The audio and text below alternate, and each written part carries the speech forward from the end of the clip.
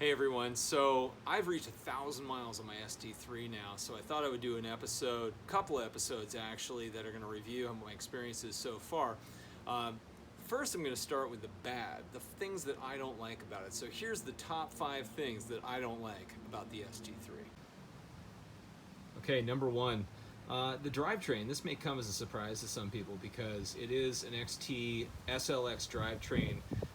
On paper, it would seem like it's pretty good, but I would find that even despite me being a bike mechanic and tweaking it here and there, I just can't get it to shift super smoothly, and when it's in gear, it doesn't seem to be running that smoothly to me. Maybe it's a chain issue. I might try a different chain, but so far I give it kind of a C- in terms of smoothness of drivetrain. Number 2, and this may come as a surprise to some people who have seen my other reviews because I was super excited about these tires, but these Pirelli Cycle ESTs are really fantastic tires, frankly, when they're in the dry, but God forbid you hit some wet weather.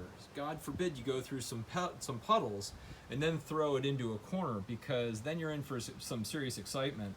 I'm pretty used to sliding a bike around on 2 wheels with my motorcycle experience and mountain bike experience, but I'll tell you, it's caught me off guard a couple of times, and luckily I haven't crashed it yet, but you got to be very careful of this bike when it's in the rain, and especially with these tires on it. So I give these tires a thumbs down. Number 3, and I think I share this with some other Stromer owners, but the Omni System. It has a seamless system in it that's supposed to sync with my phone and is supposed to turn on automatically, but it works about 10% of the time. So I would say that I give this a thumbs down as well. I mean, I know they're working on the technology, but right now it is, let's see if it turns on now, just out of curiosity here. Let's see if it's the 1 out of 10. But I would say that this could be greatly improved by their engineers. Oh, no, see, it doesn't work. Out of luck.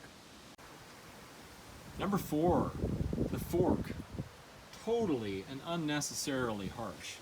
It is a steep geometry, and it's an aluminum fork, and it has absolutely no give whatsoever. They should have put the carbon fork on this bike, especially at a $7,500 price point. So give this a thumbs down as well. I'm looking forward again to getting that suspension fork on here.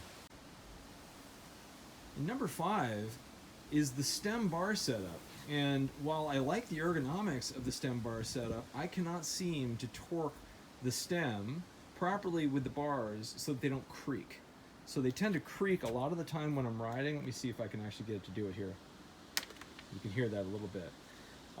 But every time you kind of start off from a stop sign or a stoplight, it tends to creak, and I'm having a real hard time getting this to not make noise. You hear that pretty clearly that time.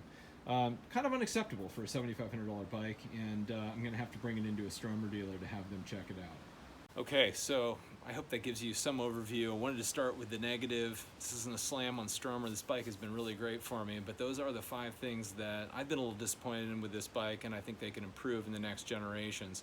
Hopefully I'll be able to modify some of these things as my experience with the bike goes on, able to find some additional parts, replacement parts to improve some of these things, but thought I would share that with you. Thanks for watching. Appreciate it.